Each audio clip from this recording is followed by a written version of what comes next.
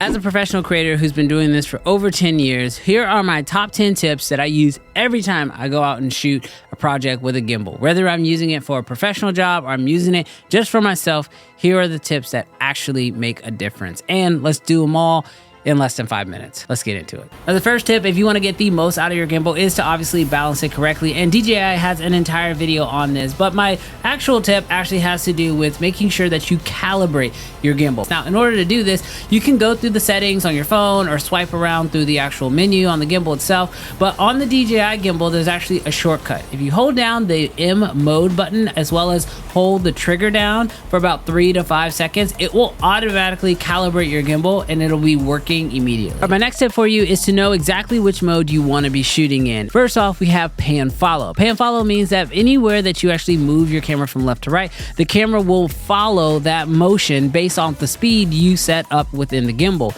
The next mode we have is pan tilt follow, which sort of is the same, but now it actually introduces that tilt into the actual motion. The third mode, and one of the ones that gives you the most creative freedom, is FPV mode, which not only is going to bring in the pan and tilt, but it also brings in the roll access. This can allow you to get super creative with your shots, but just know which mode you're in and why. Speaking of shots, one of my favorite go-to shots is the orbit shot. This is where you're gonna keep your subject dead center of the frame and literally walk around them. One of the benefits here is that Hollywood has already made this move incredibly famous, so when you introduce it into your videos, people are used to seeing it. If you want to emphasize this motion even further, start using longer lenses. I know a lot of people like to throw wide angle lenses on their cameras and then throw that on the gimbal in order to get their gimbal shots, but don't be afraid to go with longer lenses. What I have found is that because of that compression of the background, it really emphasizes the motion within every single shot. If you're looking for another way to really make that motion pop, introduce some foreground elements. A foreground element is really just anything that sits between the camera and the subject. By having foreground elements there, it really does help sell that motion, because without it, you only really have the background to help really bring that motion to life. Now, the truth is, sometimes you don't have foreground elements to work with, and this is where ceiling and floor reveals really come into play. And so the way you actually go about achieving these shots is that you put your camera in that pan tilt follow mode, so that way we can introduce the tilt axis, and then you start off by having your camera pointed either down at the floor or up at the ceiling.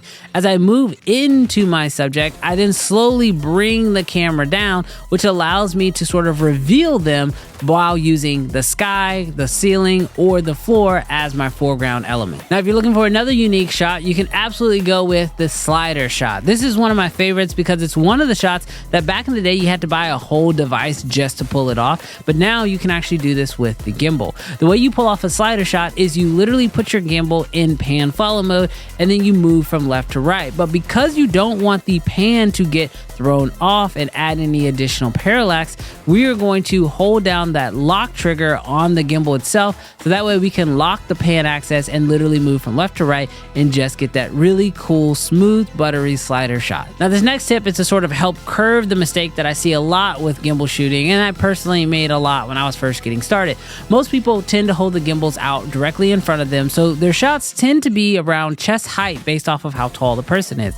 And this can be very boring when you're showing a longer video. So it is all about getting unique angles. One of my favorite is the low angle shot with the gimbal.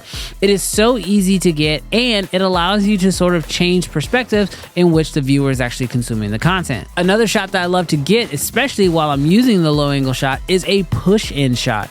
This allows you to be able to move the camera directly in towards your subject. Now, you don't have to use a low angle shot to do this, but what I find is that when you do mix the push in with the low angle shot, it allows you to use the ground as your foreground element, which then allows you to really help sell that motion. And the final tip I have for you is to get weird. One of my favorite weird shots that you can get with a DJI gimbal in particular is the 360 barrel roll. I actually saw this shot used in the Black Panther movie when Killmonger was being introduced as king, as he was literally turning the entire kingdom on its head. And it was such an impactful motion that I was like, oh, when used properly, this shot can actually have a lot of weight. And so I strongly recommend you learn your gimbal, try to figure out what are those weird shots that you can pull off with it, and don't be afraid to add those into your edit. But there you have it, guys. Those are the top 10 tips that I use every time I go out and film with my gimbal. I strongly recommend that you implement a few of these. Also, if you have some tips that you've enjoyed, put those down below in the comment section, so that way we can all learn together. I think I made the time cap, but I guess I'll have to figure it out in the edit.